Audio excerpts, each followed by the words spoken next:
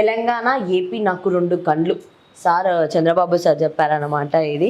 ఏంటిదనంటే Telangana and AP నాకు 2 కండ్లు అని చెప్పి రాష్ట్రాల మధ్య వివాదాలతో నష్టమే ఎక్కువ. అంటే ఏంటిది, గొడవలు నువ్వు నేను ఇద్దరు గొడవ పడడం వల్ల మనకొచ్చే లాభం ఏం లేదు.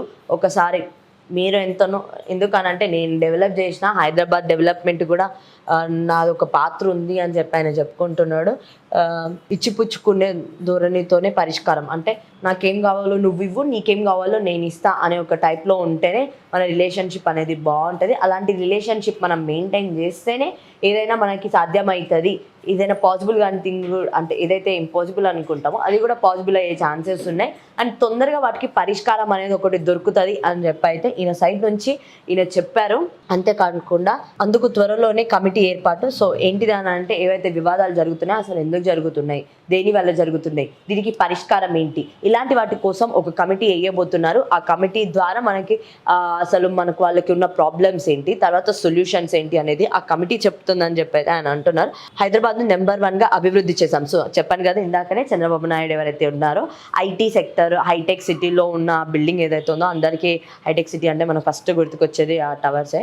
సో ఆ టవర్స్ని కట్టించింది నేను డెవలప్ చేసిన, ఇప్పుడు కూడా ముందస్తుగానే నేను అన్నీ ఆలోచించి నెంబర్ 1 ప్లేస్లో హైదరాబాద్ని తీసుకొచ్చింది కూడా నేనే అన్న టైప్లో ఆయన మాట్లాడుతున్నారు. ఆయన టైప్లో కాదు, ఆయననే చేశారు కూడా.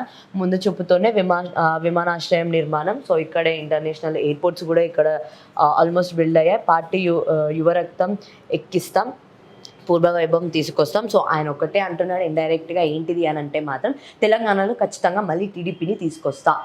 ఎందుకంటే ప్రీవియస్ ఎలక్షన్స్ ఏవైతే అసెంబ్లీ ఎలక్షన్స్ జరిగాయో ఆ అసెంబ్లీ ఎలక్షన్స్లో వీళ్ళైతే పోటీ చేయలేదు, జస్ట్ మద్దతు ఇచ్చారు. కాంగ్రెస్ వాళ్ళకి మద్దతు ఇచ్చారు. కానీ ఈసారి ఏం చేయబోతున్నారు అని అంటే మాత్రం ఖచ్చితంగా నెక్స్ట్ ఎలక్షన్స్లో మేము దిగబోతున్నాం అని చెప్పి ఆయన ఇండైరెక్ట్గా హింట్ ఇస్తున్నారు.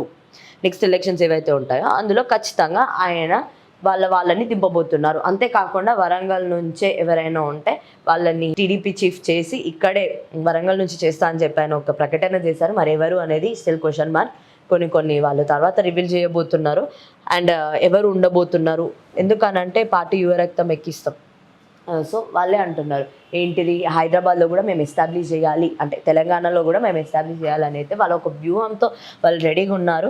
ఏపీ సీఎం టీడీపీ అధినేత చంద్రబాబు నాయుడు ఇవన్నీ చెప్పింది ఎవరు అని అంటే మాత్రం ఎవరైతే ఉన్నారో టీడీపీ అధినేత కానీ ఏపీ సీఎం చంద్రబాబు నాయుడు అయితే ఇవన్నీ చెప్పడం ఆయననే చెప్తున్నాడు, క్లియర్గా చెప్తున్నాడు. ఏంటిది అని అంటే ఇండైరెక్ట్గా హింట్లు కూడా ఇస్తున్నాడు.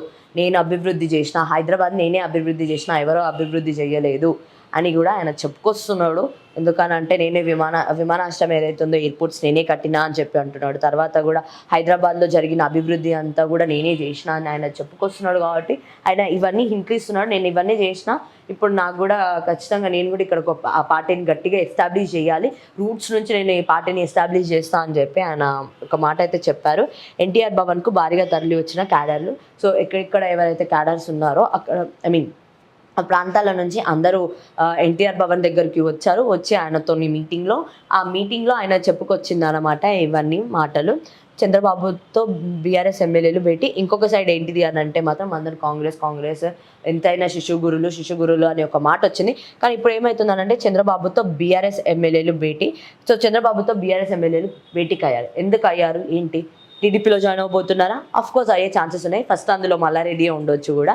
ఎందుకు అని అంటే మాత్రం ఆయన ఇటు వెళ్ళి బీజేపీలో జాయిన్ అవుదాం అనుకుంటే ఆయనకు అక్కడ శత్రువులు ఉన్నారు. పోనీ కాంగ్రెస్లోకి వెళ్ళి జాయిన్ అవుదాం అనుకుంటే అధికారంలో ఉన్నప్పుడు ఆయన నానా మాటలు అన్నాడు కాంగ్రెస్ వాళ్ళని. సో ఇప్పుడు ఆయన ఎటు వెళ్ళలేక ఇటు బీజేపీకి వెళ్ళలేక ఇటు కాంగ్రెస్కి వెళ్ళలేక ఆయన ఏం చేయాలో అర్థం కాక ఫస్ట్ ఆయననే ఉంటాడు. నాకు తెలిసినంత వరకు ఈ లిస్ట్లో అయితే ఆయన ఉండే ఛాన్సెస్ చాలా ఎక్కువ ఉందన్నమాట. సో ఆయన మేబీ టీడీపీకి కూడా వెళ్ళిపోయే ఛాన్సెస్ ఉన్నాయి. సమావేశమైన ప్రకాష్ గౌడ్, ఆర్కేపూడి గాంధీలు. సో వీళ్ళు ఆల్మోస్ట్ ఏంటిది అని అంటే మాత్రం చంద్రబాబుతో బీఆర్ఎస్ ఎమ్మెల్యేలు భేటీ. ఎవరు అని అంటే మాత్రం ప్రకాష్ గౌడ్ అండ్ ఆర్కేపూడి గాంధీలు. అండ్ వరంగల్ నేతలకు టీడీపీ చీఫ్ పగ్గాలు. టీడీపీ చీఫ్ ఎవరిని చేస్తారు అని అంటే మాత్రం వరంగల్ వాళ్ళని చేసే ఛాన్సెస్ ఉన్నాయని కూడా వీళ్ళ సైడ్ వీళ్ళే చెప్తున్నారు. అండ్ అందులో ఏంటిది అని అంటే మాత్రం ఇది అందరికి ఏంటిది అని అంటే లేటెస్ట్ ఒకటే న్యూస్ ఏంటిది అని అంటే మల్లారెడ్డి కూడా ఖచ్చితంగా టీడీపీలో జాయిన్ అయ్యే ఛాన్సెస్ ఉన్నాయి అని చెప్పి అయితే ఈ రాజకీయ వర్గాలలో చాలా చర్చ నడుస్తుంది. చెప్పినా కదా, ఆల్మోస్ట్ బీజేపీలో శత్రువులను చేసుకున్నాడు, ఇటు కాంగ్రెస్ వాళ్ళనేమో అనరాని మాటలు అన్నాడు ఆయన, తిట్టడము. సో దీనివల్ల ఖచ్చితంగా చెప్పలేమన్నమాట.